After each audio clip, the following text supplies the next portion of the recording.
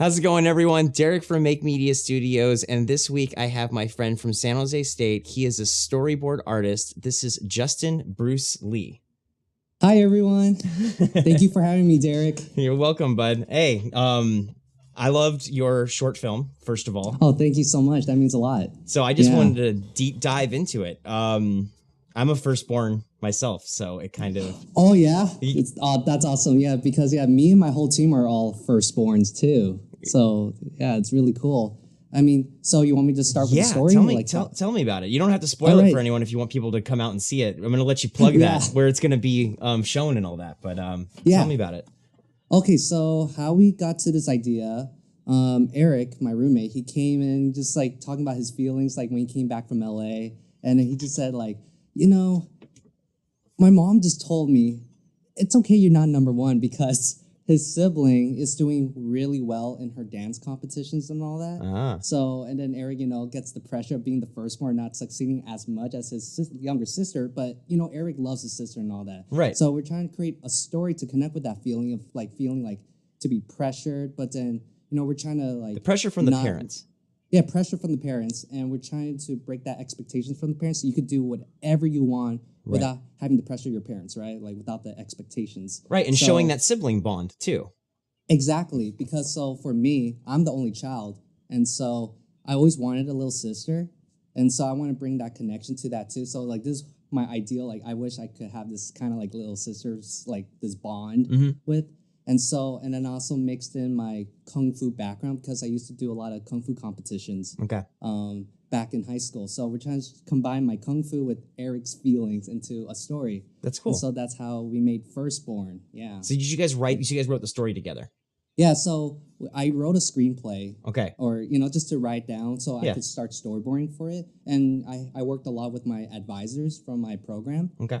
His name is David Yee, or Dave Yee. He's great, and he's been helping a lot with the story. And my advisor, Raquel, was the one who really polished the story and made it flow to what it is right now. Yeah. I mean, it's really cool how it's still, for me, filmmaking, I do the same thing, kind of a screenplay and go from there and the storyboard, and then I film it. Did you have someone advise you, camera angles and, the way that your shots? So I think... so what I learned all that from is when I did my internship and my full-time job back when I worked for Star Wars, LucasFilm. Yeah. Working on Star Wars The Clone Wars, the last season. I had a lot of great mentors, and my directors, Saul Riaz and Nathaniel Villanueva. Yeah.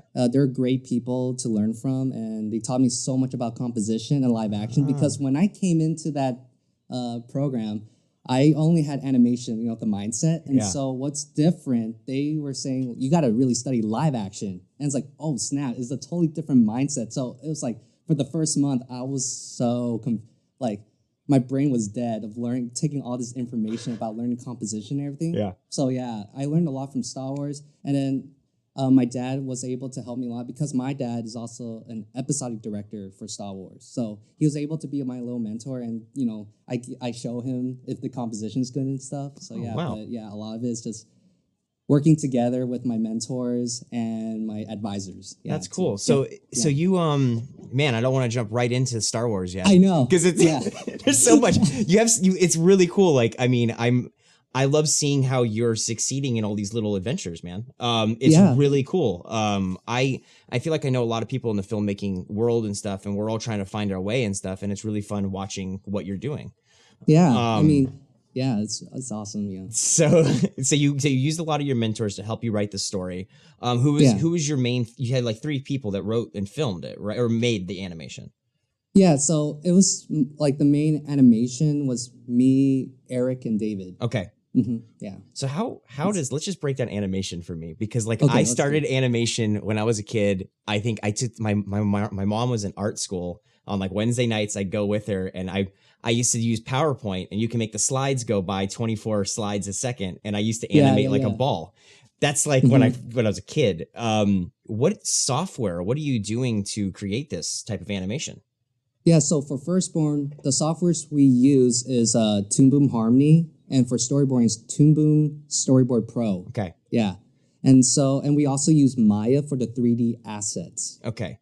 Explain that. The camera moves. Yeah. Yeah. So Maya is a 3D software that you can use for 3D modeling, 3D animation, rigging, and all that 3D stuff. And so why we used it for our short film, we did a lot of moving cameras. Yeah. And that requires, it's like it's better to use a 3D background than actually animating it in perfect perspective in drawings. Right. So that's why how I storyboarded. Then we just try to match it up and then put our 3D cameras in there, and then we just 3D animate the camera to do that move, and then we will animate our 2D characters on top of that video file. So you're just doing the background camera move. So it's just the background and the camera, and then you draw in your character into that scene. Mm-hmm. Yeah. Interesting. Are you drawing these on like a tablet, like a surface? Yes, I'm using a Wacom Cintiq. Okay. I have a 13-inch, and bigger the better. Right. Depending on the artist, yeah. But I think a good 13-inch is good when you want to be portable with it. Yeah. Okay. Now, back in the day, like I know I'm a big Disney fan, so like I see like old school animation with paper, right? They're drawing every little frame, right, of the movement. Do you have to draw every single like movement of the character, or do you have to just draw like one and then another one and have them move together or something? Oh no, we had to. So what we did, we drew. So there's the terms we draw it on 1s, 2s, and 3s, so that means like every pose you could hold it for one frame and then draw the other pose. So it's like on 2s. So let's say 24 drawings equals a second, right? Yeah. And so for our budget, we only need to do like 12 drawings per second. Sorry. Okay. Yeah. Yeah. 12 drawings per second. Yeah. So. All right, that makes sense. Okay. Mm-hmm. So you're not doing it 20 like my film. Right now I'm filming at 24p, 24 frames per second. You're shooting. You're kind of the smaller. Do major animations do it 24 or higher, or is that? Oh yeah. I mean, yeah. In animation, we always do it in 24. Okay. Yeah. All right. Yeah, because that looks cinematic. And then for you 12 because of budget and time. Yes, exactly. Most TV shows and even films will just do it on 12s. Yeah. Okay. Do it on 2s. That's the term. Oh, do it on 2s. Did you? And you're drawing those 2s, every single one of them. Yeah. So we're drawing every freaking pose. Do you is it like? But okay, for me, like I copy and paste, right? Are you copying frame and then you copy it to the next one and then adjust that one, or do you redraw the entire thing? It's depending on the shot. So some cheat shots, like really easy animation, you could do that cheat. Right. But when it's complex, like the kung fu parts of our film, we have to draw every pose. Wow. Yeah. So let me ask you, how long did it take? How long was your film again? Was it like 10? So our film is just like 5 minutes and 47 seconds. Okay. It felt like 10. Including credits. Yeah. But me and Eric started the story back in June 2019. So it basically took a year to make. Because why it took a year too is like we have all these other college assignments, for our BFA year. So we had a lot. So it was all we can do, with the amount of time. Yeah. That's really interesting how it works. I didn't really know. So you're drawing it on a 3D world that you've created with a camera, and then you're drawing your characters on top of that. Because I liked the camera movements in there a lot. I thought that was really cool. It was really well put together. And then are the characters did you draw those? Is that your? Yes. Yeah. Me and David, we were character designing, and then I did the final character design. Yeah. Nice. And then how long? So then that was the story. Took about a year, and then the animation process, the actual drawing, is it the whole year too? So the designs and the story to be finalized, it was like June to like October or September, October, around that area, and then we had to create a proof of concept before the end of the fall semester to show that we could do this short. And the scene we did, if you watch our short or the teaser, is when Arthur, our character, is walking up the stairs with that 3D camera move. So that's where we're trying to show them we could do this 3D camera move with Maya and draw on top of it. So that was like the whole semester. It's just finishing the story and the storyboards and the proof of concept. And then we started. Oh, sorry. Oh, you're good. Sorry. I left my phone. My wife is texting me, and normally I always put it on silent. She got me in the middle of the podcast once. Hey, honey, how's it going? I'll respond in a minute. Yes. And so we started animating like fully production in December till May, basically. Yeah. Wow. And then it's a lot of work. I mean, how many like revisions, like rendering out the video and stuff? How long do those things take? Like, is that super long? Yes, it like for the 3D camera moves, it takes like the whole night for those 3D camera moves because you have to render all the textures of the 3D model of the set and everything. Especially how David did it it's wonderful. But with the 2D animation scenes, it's actually really easy. It's just really fast. Okay, so that's good. But even for David, when he does, he composited the whole film, so that's why we try to make it look like a painting in each frame. And it's really nice how David did it. Yeah. That was really fast rendering too. So it's like really in seconds to render scenes. Wow. But editing, I remember any horror stories about it? Yeah. Go ahead. Editing, it's just like matching the music and the sound effects. I just like, this is actually taking more than I thought, Right. And also like, it's just, during the time, I was a perfectionist, so... Well, that's most artists are, yeah. Yeah, it's like I didn't even finish the film. It's like I keep re-rendering, go back and edit and replace the shots because I see some holes or like technical errors, and it's just like, It's just... It even drove my roommates, Dave and Eric, insane. Because you'd see one little thing that no one else would probably notice, but you noticed it. Yes, exactly, but I noticed. Or like It's a good thing to be a perfectionist. It really... It sucks for sleep and other things like that. But if you're... You just get it done, and then you had a deadline, right? So you just kind of edited up until that moment. Exactly. Yeah, exactly. But... I learned that, sometimes you just got to move on because if it doesn't make a big difference at all, like it's just for me that I should just move on too. So I learned how to move on stuff or I'm going to keep improving on that. I guess that's a learning aspect of it. It is. It's not our last rodeo. So dude, we hope to make more animation shorts. So you guys going to stay as a team, even though like you guys going to work together more and stuff like that? Exactly. Yeah. We already are developing like a short already, like our next short, or we're just trying to get these character designs. Yeah, we're always trying to like work together, even though we're going our separate ways for a little bit. Right. But we're always trying to work together in some way. Yeah. What's great about applications and the way this stuff is that you can send things off to each other. You don't have to be in the same room anymore. No, exactly. I mean, even during this COVID-19, I gotta say, I think without this COVID-19, I don't even think we will finish the short because we had just so much time being cooped in our apartments and all that. So that's why I started this YouTube channel. I mean, I was bored and I was like, I have all my camera equipment. I'm like, I'm just going to start making Photoshop tutorials or Premiere. So I know how it feels.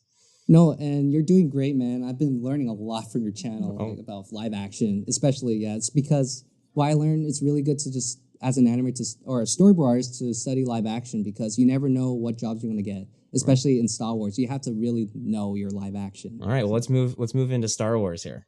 Star Wars, here we go. So jealous. When I saw that you were like, oh, our episode just came out that I helped out on and all that. So what did you do for Lucasfilm? Lucasfilm, right? Yeah, okay. Lucasfilm. So what I did, I was a story artist. Okay. A 3D story artist specifically because for our job, as storyboard artists, it sucks. We don't actually draw. All we did was use their proprietary software. It's a 3D software. It's like a down version of Maya, but it's just way better to use, less hectic. But it's seriously really fun because like how it feels for me, I'm just animating these 3D characters like my action figures. Right. And then I make a whole stage play. So like my process, first I thumbnail with drawings first. Okay. Like planning out the scene because we get all these long scenes. So we plan it out with thumbnails. And are those also are those like your shots too? Like, I mean, your scenes, you're storyboarding out pretty much your different cuts, right? Where your camera would be and all that. Okay. Yeah. So we were like then later we have our 3D characters. Then we start making a whole stage play of the whole scene. For example, I did the scene with Bo-Katan versus Almec and all the Mandalorians in the throne room. Nice. So and then what I had to do, I had to watch a lot of reference. So I used a lot of like Hit Girl from Kick-Ass. A lot of Jet Li, Bruce Lee movies and stuff. But I just start playing like action figures. I plan out all the kung fu and animate it. Okay. So it's good to know 3D animation when you do these kind of things. Right. Then you plan it, and after you do your whole stage play, then you put in your 3D cameras, and then that's where you start placing them. So you're making these characters, action figures, move around in a 3D space. Yes. Whatever you want to do, the fight scene, then you put your cameras in. Yes. Wow. Yeah, it's basically live action, right? But it's just without the struggle of telling your actors what to do because they're going to do what you want to do, right? Right.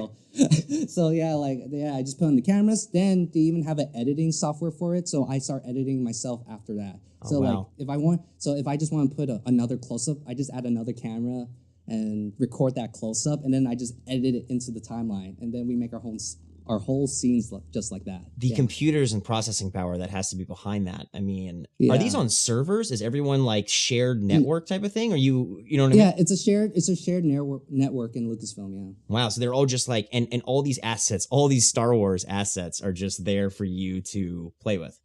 Yeah, or for the scene. Yeah, they put all the assets that's meant for the scene. Yeah.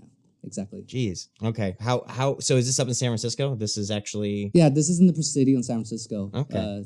Yeah, and ILM also. Yeah, so your dad works there, you said? Yes. That kind of was your in a little bit to be able to get there? Yes, exactly. But then I think it was nice that I was able to prove myself that I could do the job, and that's where they offered me that full-time job. Awesome. So it was nice. Awesome. Did you kind of come in as an intern? Is that what it was? Yeah, I did come in as an intern. It was a great experience. So the internship at Lucasfilm is really nice. And they give you a lot of resources too. That's really cool. Was that last summer? That was, I can't believe it's almost like 2 years ago now. It's like 2 summers ago. Wow. And that's when you did that scene. Yeah. Oh, no. So, I did that scene in fall of 2018 to January 2019. Yeah. Wow. And then it almost took a year or something later before you saw it? Yeah. No. Yeah. It took like basically a year and a half for me to even see the final product. So wow. That's really so interesting. it was like when I'm watching on Disney Plus when it's finally streamed, that's my first time seeing it, so it's like a good surprise. Wow, that's got to feel so cool, man. It feels really nice. I'm a real big Disney fanatic. I think if you me too, man. If you see on my that's a Disney castle right there. I know. I've been seeing that, and like I want that too. That's really awesome. I have the built-in. A side note here: I have the built-in LED lights in it and everything, so it lights up. I'm a big Disney. I have a season pass to Disneyland. My dream would be to work for Disney in some way. So yes, I think you will, man. You will totally. Hopefully, one day. Yeah. But Lucasfilm, how cool is it just being there in the Presidio? What is that like?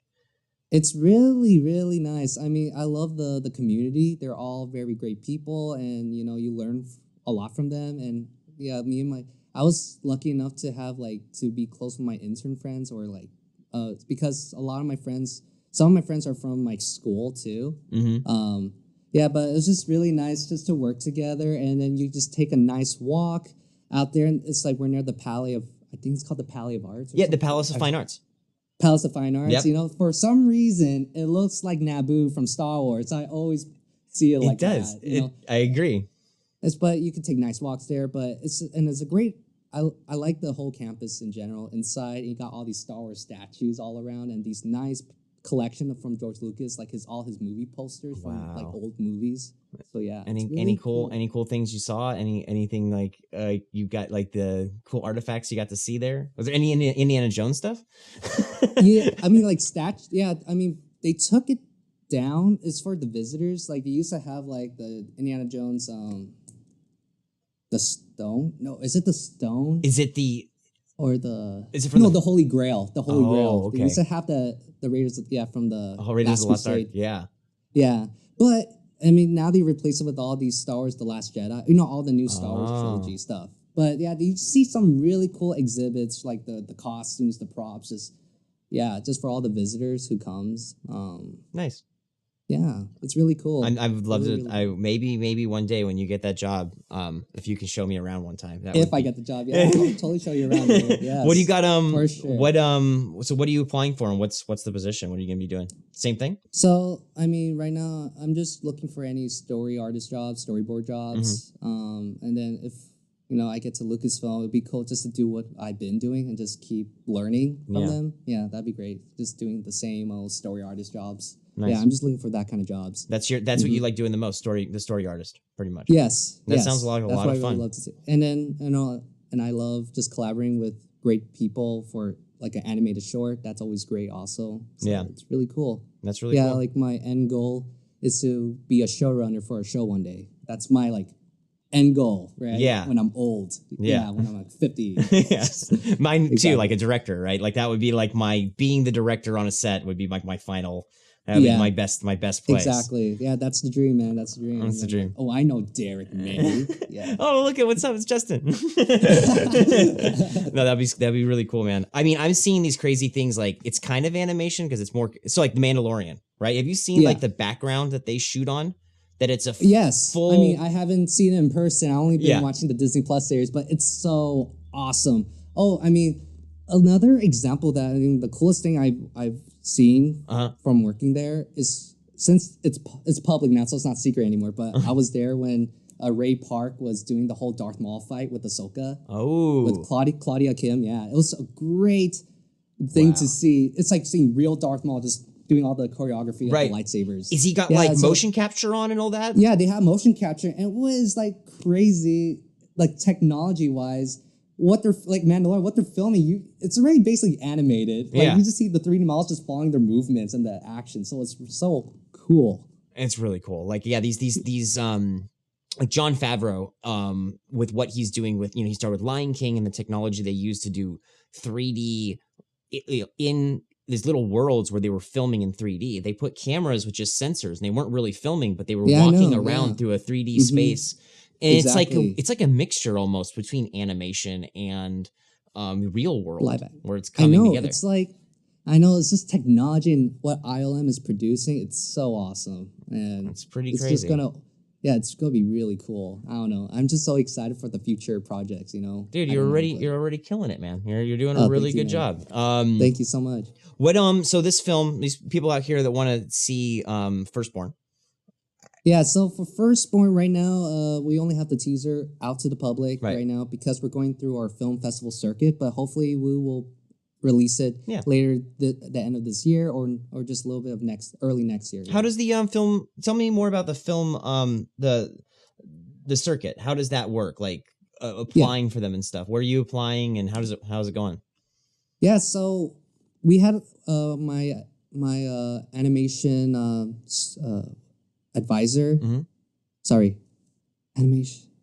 He's the lead advisor for the animation department, Dave Chai. He does a lot of film festival stuff, and he gave us a whole PowerPoint presentation to the whole class of what to do and stuff. So usually with film festivals, we had to do our research, but usually you want to go to like the top 10 animation festivals. Okay. Like for us, we're usually just trying to find anything that's related to animation. And so... you got which one? Yeah, go ahead. We got into Peak City International Festival, Over Mountain Film Festival, Independent Shorts Awards, and we just won an award for the Asian Cinematography Awards. I saw that one. Congratulations on that. No, thank you so much. Yeah, so what you're trying to do for the film festival is always like, find the big ones just to try. It's better to try than not try, right? Right. So like does it cost to submit? Yes, it does. Certain ones like this, like for students, the Student Academy Awards, which is really cool. It's free. Right. So there's certain ones that are free for sure, and some like the max I've seen is like $60, which is a lot of money, right? For each category that you want to submit to. But usually it's like $15 to $30. So I think when you're trying to raise up your money and want to have a budget, you should just at least have $1,000 ready for film festivals. Wow.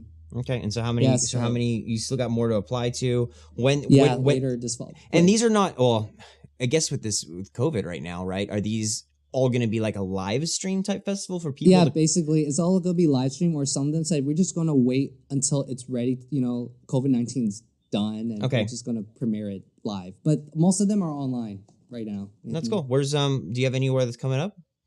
I mean, let's see. Online wise, trying to plug. I think the closest one is the Independent Shorts Awards. Okay. And the Asian Cinematography Awards for the summer, I believe. Okay. But a lot of them are not coming up until like later this fall or next year for sure. Wow. So yeah, when you're applying, just seriously look for a lot of local ones too, like Bay Area. A lot of the Bay Area ones, and and just find anything like what your short is about. So we did a lot of like action, kung fu, like trying to find all these festivals that's related to action, kung fu, Asian, because it's all Asian representation and all that. Yeah, you just find all these little categories. Your niches. You never know, you'll land a festival. Yeah, that's really good. It's really good, dude. You're killing it. Thank you so much. It's really awesome to hear about all this animation stuff, and I would love to play with the toys that you get to play with. I know. I mean, I wish I could play with the toys too right now, but I can't. I don't work there anymore. So it's like, I wish I could just. So, I mean, just a note for everyone who wants to just have a resource on either practicing 2D animation or 3D animation. Yeah. Get Blender, Grease Pencil. Okay. That is free and is a great software. Okay. So you don't have to pay for anything. It's a great software because that's where you could do all these 3D camera moves too with the 2D characters. Yeah. Where else would you send people to like learn some more about this stuff? And what would you know what I mean? Like I usually use YouTube to find most of my things that I watch. Yeah, like I mean, tutorials. I totally just use YouTube, especially for the Grease Pencil to learn that. And like, there's so many YouTube resources to learn animation and storyboarding and all that. Yeah. And then we have like for animators, our Bible is called the Richard Williams Animator's Survival Kit. That's a great way to learn animation and storyboarding. Mm-hmm. There's so many books, but yeah, you'll totally find those. Awesome. Oh, another nice book to learn just how to draw and do shorthand for storyboard artists specifically is 100 Tuesday Tips. Yeah, those are great books. Yeah. Okay. So yeah, just geeking all these books and resources on YouTube, you could seriously. I mean, right now the younger generations are doing so much better than us. They have so many research, and they're becoming great artists. Yeah. You're the younger generation to me, actually. So I think we went over this before. I think you're like the same age. I don't know. See, you're young, man. You're young. I know. I'm not. I turned 33. Wow, and you're married too. That's crazy. 33 and married. Yes, I turned 33 in July. But I look young, I act young, and I'll always be young. So.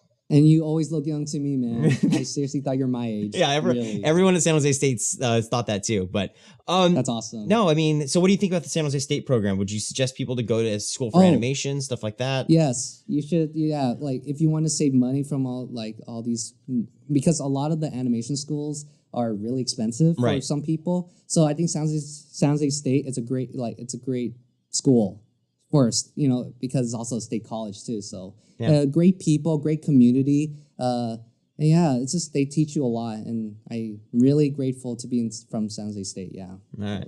Well, I really recommend it. You just graduated too, right? We went through this. Yeah, I just graduated. I mean, yeah, just too bad we didn't have a live commencement. Did you have any type of Zoom thing that they did for you guys for the animation? Oh, there's a film department. We had it. No, never mind. We did. We have a BFA like dinner thing. Yeah, so with the animation department. So we did have that kind of thing. Yeah, so we did. Well, nice. the film department did a Zoom graduation, which was kind of cool. Oh, we didn't even get a Zoom graduation. All we had was like a dinner, and they give us they edited all these like nice memory videos of us and all that, and just gave us some stuff. Yeah, but we didn't get any like graduation. Right. Yeah. It's pretty big. You guys have a pretty big department. I never got to see any of the animation stuff there at San Jose State. I never got to go because you guys are in a different building. Yeah, it's in the art building. So, okay. Yeah. But, I mean, I think even this Thursday, we're having this whole, like, all the animation schools are going to premiere all their shorts this Thursday from ASIFA, ASIFA. Oh. So that's going to be cool. Yeah. Awesome. But, yeah, we also have a website for our BFA class. You want to see all of our work, too. So, awesome. Yeah. Awesome. It's funny, as I just realized, side note here, I have the blue background lights behind my monitor and behind my thing. I didn't turn them on this time, so this is kind of calm down. We got to start all over. No, I'm just kidding. All right, take two. We're gonna do the exact same thing over and over. No, well, thank you for talking to me today. Any last advice for people that want to become animators out there? You're giving a whole bunch of books and resources, but give them a little guidance. Give them something. Yeah. So. Just for all you people who wants to be a story artist or an animator, first get those YouTube and the books as resources, but really just sketch from life.